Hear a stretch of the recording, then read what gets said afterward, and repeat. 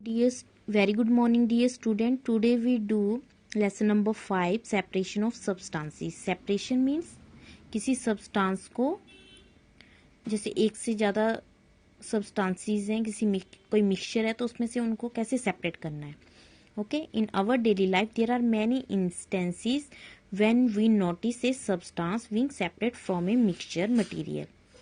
ठीक है, हम अपनी डेली लाइफ में बहुत सारे मिक्सचर देखते हैं और उनको कैसे सेपरेट करना है वो भी हम डिफरेंट मेथड्स और टेक्निक यूज करते हैं उनको सेपरेट करने के लिए. For example, tea leaves are separated from the liquid with a strainer.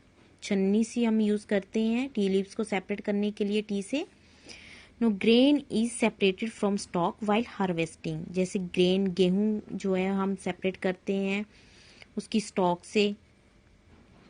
Milk और curd is also churned to separate the butter. ठीक है, हम लस्सी वगैरह बनाते हैं या मिल्क को चर्न करते हैं सेंट्रीफ्यूगेशन मेथड की हेल्प से, उसमें से बटर को सेपरेट करते हैं. In third chapter you have already learn the cotton is separated from seed from the fibre by the method of ginning.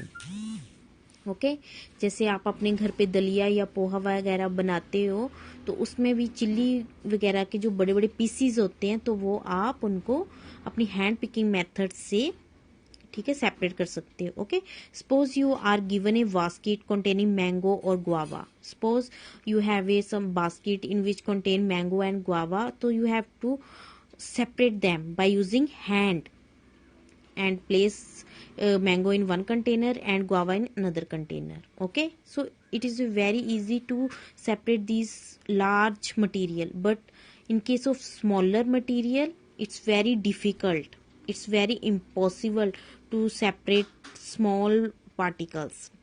For example, even you think separate the salt from sand. ठीक है, you take a glass in which contain sand with salt, so it is very impossible to separate salt from this mixture. Okay, so there are different methods are use. So in this table there are some methods are given. First is separation process. Separate stone from rice. जैसे चावल वगैरह में stone वगैरह होते हैं तो उनको हम सेपरेट करते हैं, ठीक है, by hand picking method. Purpose for which we do the separate. Purpose क्या है उनको सेपरेट करना है. Stones are very harmful to us, so separate the two different but useful component. ठीक है, सो उनको हमने अब स्टोन सेपरेट कर दी तो उसका यूज क्या है. ठीक है, सो हमने उनको थ्रो अवे कर देना है सॉलिड कंपोनेंट को, यानी कि जो स्टोन है उनको हमने फेंक देना है. सेकेंड है churning milk to obtain butter.